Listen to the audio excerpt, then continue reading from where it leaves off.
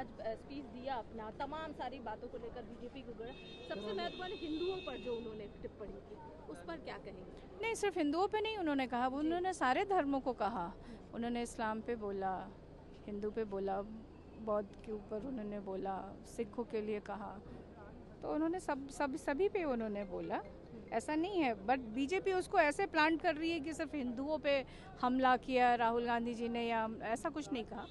लेकिन मैम उन्होंने ये तो कहा कि नफरत फैलाते हैं हिंदू, और ये नहीं, उन्होंने कहा बीजेपी वाले नफरत फैलाते हैं, और बीजेपी में तो हर एक धर्म के लोग हैं, सिर्फ हिंदू थोड़ी ना है। तो एक बात और तो उन्होंने बीजेपी के लोगों के लिए कहा, ऐसा नहीं कहा कि हिंदू फैलाते हैं। वो कह रहे कि कोई भी धर्म ये नहीं सिखाता कि हम किसी को डराएं या नफरत फैलाएं। ओवरऑल जो उन्होंने स्पीच दी, जैसे अग्निवीर की बात कही और फिर मणिपुर वाला मामला उठाया, कई सारे मुद्दे पर उन्होंने अपनी बात रखी। देखिए, राहुल गांधी ने निट पे भी कहा, अग्निवीर पे भी कहा, मणिपुर का भी मुद्दा उठाया, हाउस के अंदर जो होता है उस पर भी राहुल गांधी जी ने कहा, बीजेपी के ऊपर भी कहा।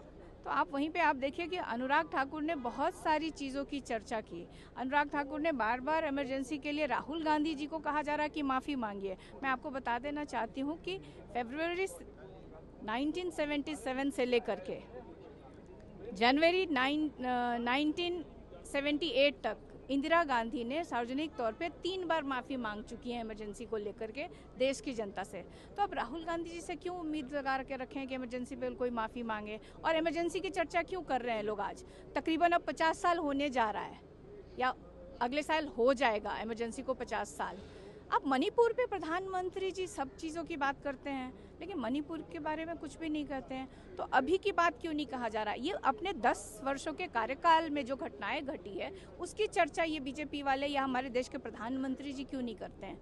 आप जो 50 साल पहले जो चीज़ें बीत गई, और उसके लिए तो इंदिरा गांधी जी ने सार्वजनिक तौर पर, मैंने आपको बताया कि 3 बार खुद देश की जनता से वो माफ़ी मांग चुकी हैं। तो अब किस बात की बार बार कहते हैं लोग कि माफ़ी मांगिए इमरजेंसी के लिए? अभी 10 सालों तक इनको इमरजेंसी नहीं याद आया। जब अपोजिशन इस बार जनता ने मजबूती प्रदान की है विपक्ष को, तो इस बार उनको 25 तारीख को अचानक, 25-26 तारीख को अचानक याद आ गया, इमरजेंसी की याद आ गई। तो हम लोग बार बार ये कह रहे थे राहुल गांधी जी कि जो देश के ज्वलंत मुद्दे हैं, जो जनता के जन सरोकार के जो मुद्दे हैं, चाहे वो किसानों का मुद्दा हो, और अभी सबसे ज़्यादा जो स्टूडेंट का नीट का चल रहा है, कि हमें 1 दिन का समय होना चाहिए जिसके ऊपर हम लोग अपनी सब बातें रखें उस पर, लेकिन सरकार उससे भाग रही है।